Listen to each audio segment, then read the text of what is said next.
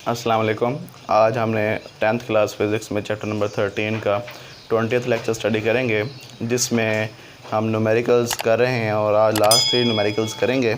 तो देखते हैं कि 13.7 न्यूमेरिकल 8 न्यूमेरिकल में हमें क्या कहा गया है और हमसे क्या पूछा गया है। ठीक है, कहता है एक कैपेसिटर है होल्ड्स 0.03 कॉलम्स ऑफ चार्ज कि एक कैपेसिटर ने कितना चार्ज स्टोर किया हुआ बेटा 0.03 कॉलम्स। ठीक है, तो जब ये फुली चार्ज हो गया बेटा बाय 6 वोल्ट बैटरी, कितनी वोल्ट की बैटरी हमने इसके साथ लगाई है, 6 वोल्ट की बैटरी लगाई थी और इसने कितना चार्ज स्टोर किया 0.03 वोल्ट कॉलम्स का चार्ज स्टोर किया है और ये फुली चार्ज हो गया है। अब यहाँ तक एक बात ख़त्म हो गई है। ठीक है, अब वो नई बात यहाँ से शुरू करता है, how much voltage would be required, कितना वोल्टेज रिक्वायर्ड होगा, हमें कितने वोल्ट की बैटरी लगानी पड़ेगी if it to holds 2 coulomb charge. अब इसने कितना चार्ज स्टोर किया बेटा 0.03 कॉलम्स, तो कितने वोल्ट की बैटरी लगाई 6 वोल्ट की बैटरी। जब 6 वोल्ट की बैटरी लगाई थी तो उसने इतना चार्ज स्टोर किया था। ठीक है, अब वो कहता है अगर हमने इसी कैपेसिटर में 2 कॉलम का चार्ज स्टोर करवाना है, 2 कॉलम चार्ज स्टोर करवाना है, तो हमें कितनी वोल्ट की बैटरी लगानी पड़ेगी, हमें कितना वोल्ट पोटेंशियल डिफरेंस प्रोवाइड करना पड़ेगा, कितने वोल्टेज प्रोवाइड करने पड़ेंगे। बात समझ आ गई? किसी को ये बात समझ ना आई ज़रा पूछ लो। अब हम देखते हैं कि हमें क्या कुछ बताया गया है। बेटा हम लिखेंगे सोल्यूशन करते हुए गिवन डाटा देखेंगे कि गिवन डाटा हमें क्या कुछ बताया गया है। सबसे पहले बेटा चार्ज की वैल्यू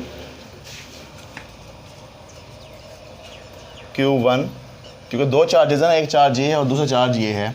ठीक है, तो Q1 की वैल्यू हमें बताई गई है 0.03 कॉलम्स। समझ आ गई? दूसरा बेटा कि हमें वोल्टेज की वैल्यू बताई गई है कि भाई जब इतना चार्ज स्टोर होगा तो आपने कितनी वोल्टेज अप्लाई किया था, वोल्टेज ऑफ द बैटरी, इसको कह देंगे V1 which is equal to 6 volt. बात समझ आ गई?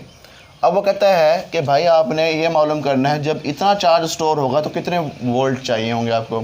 तो चार्ज दोबारा से आपको बताया गया है और उसको आप नाम दे देंगे Q2 का। क्या नाम देंगे बेटा? और वो कितना है 2 कॉलम्स। ठीक है, अब तीसरी जो बात है, चौथी जो बात है वो आपने मालूम करनी है, टू फाइंड है आपका, यानी कि हाउ मच कितना रिक्वायर्ड होगा वोल्टेज बेटा। ठीक है, यानी कि ये आपने मालूम करना है, आपसे पूछा गया है, यानी कि वोल्टेज की वैल्यू V2 की वैल्यू आपने मालूम करनी है जो कि Q2 चार्ज स्टोर करने के लिए इस्तेमाल होगी बेटा। समझ आ गई? तो अब हम करेंगे तो क्या कैलकुलेशंस करेंगे इसके लिए, कैलकुलेशन। ठीक है, अब देखो Q और V आपको बेटा बता दिए गए हैं। ठीक है, Q और V कैपेसिटर के लिए किस रिलेशन में यूज़ होते हैं बेटा? कैपेसिटेंस के रिलेशन में बेटा। हमने पढ़ा हुआ एक फार्मूला, वी नो दैट, हम जानते हैं, क्या जानते हैं भाई, Q is equal to CV, Q is equal to CV। अब देखो Q को अगर हम स्मॉल q से रिप्रेजेंट कर दें, ये चार्ज ही रहेगा बेटा। ठीक है, Q क्या है, इतना चार्ज बताया गया है, वोल्टेज आपको ये बता दिए गए हैं, तो Q1 होगा तो V1 होगा। C क्या रहता है, कांस्टेंट। C क्या होता है, प्रोपोर्शनलिटी कांस्टेंट होता है, वो चेंज है एक कैपेसिटर के लिए नहीं होता, वो सेम रहता है बेटा। बात समझ आ गई? तो ज़रा देखो, अगर हम अब देखो यहाँ पे भी हमें यही 2 चीज़ें रिक्वायर्ड हैं, लेकिन हम क्या करेंगे, इस Q1 और C1 के लिए V1 को यूज़ करते हुए किसकी वैल्यू मालूम कर लेंगे, C की वैल्यू मालूम कर लेंगे। किसकी वैल्यू मालूम कर लेंगे? अच्छा क्यों कर रहे हैं ज़रा देखो, हमने इसको यूज़ करते हुए Q2 को यूज़ करते हुए V2 की वैल्यू मालूम करनी है। क्या करना है बेटा? Q2 को यूज़ करते हुए V2 की वैल्यू मालूम करनी है। Q अगर फ़र्ज़ करो ये Q2 है, लेट्स सपोज, तो ये V क्या हो जाएगा, V2। अब V2 तो आपने मालूम करना है, कैपेसिटेंस भी आपको नहीं पता। समझ आ रही है? तो फिर ये फार्मूला हम ये डायरेक्टली यूज़ नहीं कर सकते। फार्मूला तब लगा सकते हैं जब ये 3 चीज़ें हैं, इनमें से 2 चीज़ें आपको पता हो और तीसरी आपको ना पता हो बेटा। बात समझ आ गई? कैपेसिटर वही रह रहा है, कैपेसिटर चेंज नहीं हो रहा, तो हम क्या करेंगे, इन दो चीज़ों से, शुरू वाली दो चीज़ों से क्या मालूम कर लेंगे, सी की वैल्यू मालूम कर लेंगे। फिर दोबारा जब ये फार्मूला लगाएंगे Q2 और V2 के लिए, तो फिर बेटा सी हमें पता होगा। समझ आ रही है बेटा, बात नहीं आ रही? तो सी पता होगा तो फिर हम V2 की वैल्यू आसानी के साथ मालूम कर सकते हैं बेटा। बात समझ आई?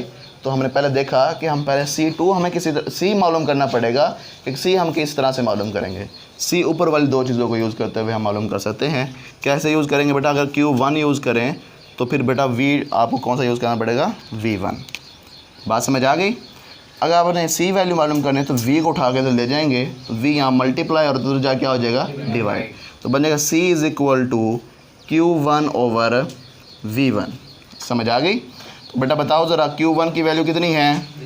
हम लिखेंगे बाय पुटिंग द वैल्यूज़, लेकिन मैं यहाँ डायरेक्ट कर रहा हूँ 0.03 डिवाइड बाय 6। बेटा बात समझ आ गई? इसको ज़रा सॉल्व करें तो आंसर आपके पास क्या आएगा, 5 10⁻³ फेरेड। सी का यूनिट क्या होता है, कैपेसिटेंस का यूनिट होता है फेरेड। एफ से बेटा इसको रिप्रेजेंट करते हैं। ये आपने किसकी वैल्यू मालूम कर ली, कैपेसिटेंस की वैल्यू मालूम कर ली। किसकी वैल्यू मालूम कर ली, कैपेसिटेंस की। अब आपने करना क्या है, V2 मालूम करना है। Q2 आपको दिया हुआ है, C आपने मालूम कर लिया। अब दोबारा से लिखेंगे, वी नो दैट, हम जानते हैं, क्या जानते हैं भाई, वही formula Q is equal to CV। अगर V2 लेंगे तो Q भी क्या होगा बेटा, 2। C2 नहीं लिखेंगे क्योंकि C सेम रहेगा, C चेंज है क्योंकि कैपेसिटर चेंज नहीं हो रहा, कैपेसिटर सेम रह रहा है। तो हमने क्या मालूम करना है बेटा, V2। तो V2 इधर ही रहेगा, C को इधर जाके क्या कर देंगे, डिवाइड। तो V2 is equal to Q2 over C। बात समझ आ गई? Q2 की वैल्यू कितनी है, 2, और बेटा C की वैल्यू ये वाली है 5 × 10⁻³ बात समझ आ गई? इसको करें ज़रा सॉल्व, 2 को 5 पे डिवाइड कर दें तो आएगा 4 × 10⁻²। ठीक है, इसको सॉल्व कर लेंगे तो 400 वोल्ट्स। बात समझ आ गई? तो ये आपने क्या मालूम कर लिया बेटा, पोटेंशियल डिफरेंस मालूम कर लिया, जो कि उसने कहा था कि how much voltage is required, how much voltage is required. तो वोल्टेज रिक्वायर्ड आपको 400 वोल्ट्स होंगे। कितना चार्ज स्टोर करने के लिए बेटा, 2 कूलम का चार्ज स्टोर करने के लिए। बात समझ आ गई? किसी को ये बात समझ ना आई ज़रा बेटा दोबारा पूछ लो। ठीक है, अब हम चलते हैं अगले न्यूमेरिकल के ऊपर। नेक्स्ट न्यूमेरिकल में हमें कहा गया है कि भाई 2 कैपेसिटर्स, 2 कैपेसिटर हैं बेटा ऑफ कैपेसिटेंस, जिनकी कैपेसिटेंस क्या है बेटा, 6 माइक्रोफैरड एंड 12 माइक्रोफैरड। ये इन दोनों कैपेसिटर्स की क्या बता दी गई है आपको, कैपेसिटेंस बता दी गई है। समझ आई? आर कनेक्टेड इन सीरीज़, ये भी बता दिया ये जो 2 कैपेसिटर्स हैं ये किस कम्बिनेशन के तहत कनेक्ट हैं बेटा, एक दूसरे के साथ, सीरीज़ कम्बिनेशन के साथ। और इनके साथ जो बैटरी लगी हुई है विद बैटरी 12 वोल्ट, और बैटरी की वोल्टेज कितने हैं बेटा, 12 वोल्ट, यानी कि वो पोटेंशियल डिफरेंस कितना क्रिएट कर सकती है, 12 वोल्ट का पोटेंशियल डिफरेंस क्रिएट कर सकती है बैटरी। अब यहाँ तक हमें डाटा बताया गया बेटा, 2 कैपेसिटेंसेस बताई हैं और एक बैटरी का वोल्टेज बताया गया है। अब आपने मालूम क्या करना है, फाइंड द इक्विवेलेंट कैपेसिटेंस। आपने इन दोनों कैपेसिटर्स जो लगे हुए हैं सीरीज़ कम्बिनेशन में, इनका इकट्ठा मजमूई कैपेसिटेंस मालूम करनी है आपने। समझ आ गई बेटा, इक्विवेलेंट कैपेसिटेंस मालूम करना है ऑफ द कम्बिनेशन। कम्बिनेशन, इस कम्बिनेशन, कौन सा कम्बिनेशन है बेटा, सीरीज़ कम्बिनेशन के लिए। फाइंड द चार्ज, आपने चार्ज भी बताना है and potential difference, potential difference भी बताना है across each capacitor, across each capacitor, हर कैपेसिटर के अक्रॉस कितना पोटेंशियल डिफरेंस क्रिएट होगा और हर कैपेसिटर कितना चार्ज स्टोर करेगा बेटा। हमें पता था ना कैपेसिटर क्या होता है, एक चार्ज स्टोरिंग डिवाइस होती है, ऐसी डिवाइस होती है जो कि चार्ज को क्या करती है बेटा, स्टोर करती है। अब वही बताना है कि हर कैपेसिटर, 2 कैपेसिटर है ना ये, हर कैपेसिटर ने कितना चार्ज स्टोर किया और हर कैपेसिटर के अक्रॉस कितना पोटेंशियल डिफरेंस क्रिएट हुआ बेटा। बात समझ आ गई? 3 चीज़ें मालूम करनी है। एक तो बेटा मैं यहाँ लिख देता हूँ इक्विवेलेंट कैपेसिटेंस, दूसरा बेटा चार्ज, और तीसरा बेटा पोटेंशियल डिफरेंस। ठीक है, तो अब हम देखते हैं कि हमें क्या क्या चीज़ें गिवन है और क्या क्या चीज़ें टू फाइंड है हमारे लिए। सॉल्यूशन करेंगे, उसमें गिवन डाटा लिखेंगे। ज़रा देखिएगा, सबसे पहले आपको 2 कैपेसिटेंसेस गिवन है, हम लिखेंगे capacitance C1 is equal to 6 microfarad. We can write it as 6 multiplied 10 की पावर -6 फैरेड बेटा C1, ठीक है। इसी तरह C2 की वैल्यू बताई गई है capacitance C2 which is equal to बेटा 12 माइक्रोफैरेड। इसको हम लिख सकते हैं 12 ज़रब 10 की ताकत -6 फैरेड बेटा, ठीक है C2। उसके बाद आपको बैटरी के वोल्टेजेस बताए गए हैं, पोटेंशियल डिफरेंस बताया गया है। वोल्टेज ऑफ बैटरी इसको कहते हैं V और वो है 12 वोल्ट। समझ आ गई। अब आपने मालूम क्या करना है, टू फाइंड क्या है आपका। अब टू फाइंड आपने 3 चीज़ें मालूम करनी है। कौन कौन सी बेटा? सबसे पहले आपने इक्विवेलेंट कैपेसिटेंस मालूम करनी है। क्या मालूम करनी है? इक्विवेलेंट कैपेसिटेंस यानी C इक्विवेलेंट, ठीक। दूसरी बेटा आपने क्या मालूम करना है? Charge store by each capacitor, ठीक है।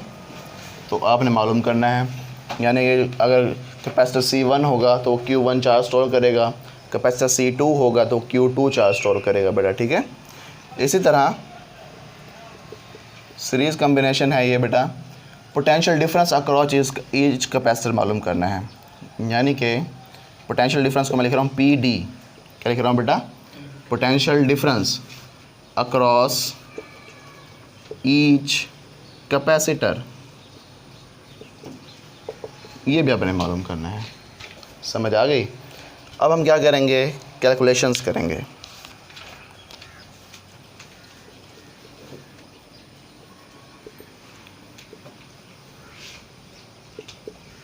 ठीक है, तो ज़रा देखो फर्स्ट पार्ट के लिए अगर हम कैलकुलेशन करें, फर्स्ट पार्ट आप यहाँ हेडिंग दे देंगे इक्विवेलेंट कैपेसिटेंस की। किसकी हेडिंग दे देंगे बेटा? तो equivalent capacitance for series combination क्या पढ़ा था अभी हमने? 1/CE is equal to 1/C1 plus 1/C2। समझ आ गई बेटा?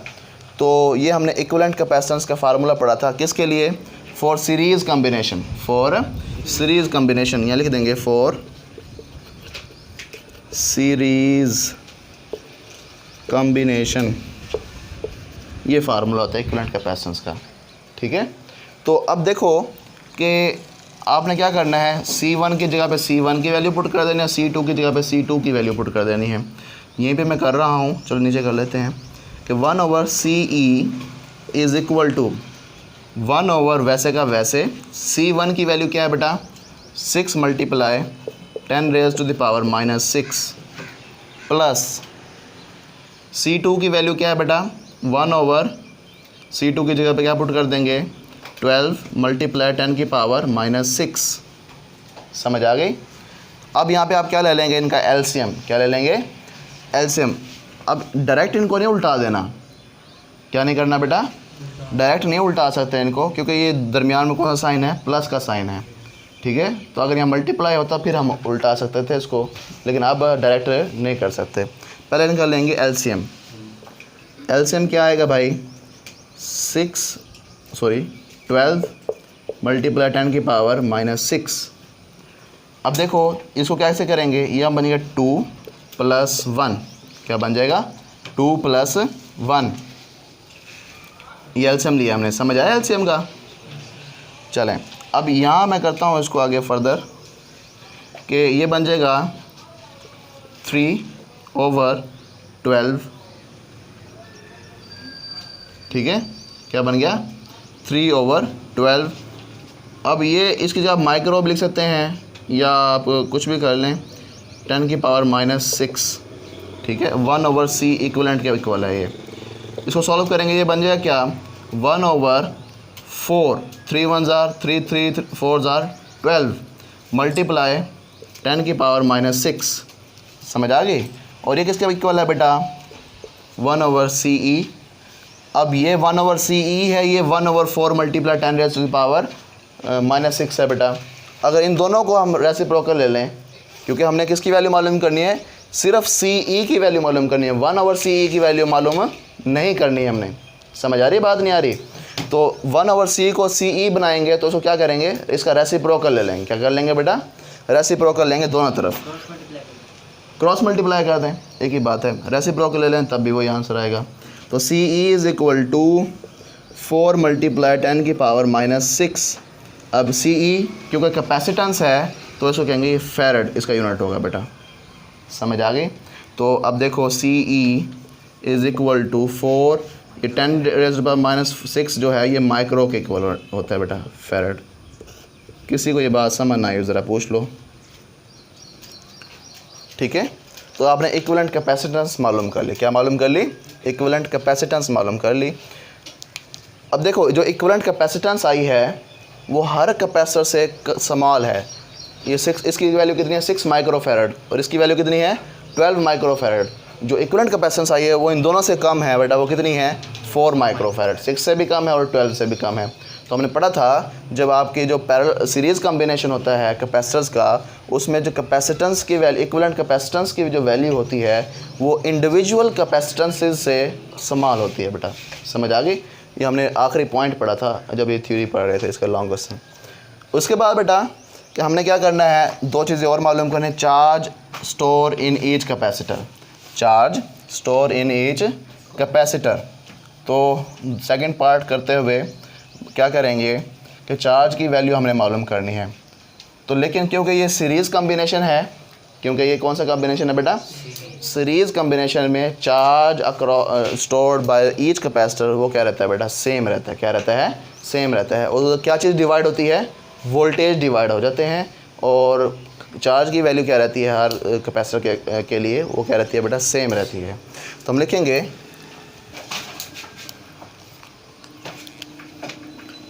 in series combination charge stored by each capacitor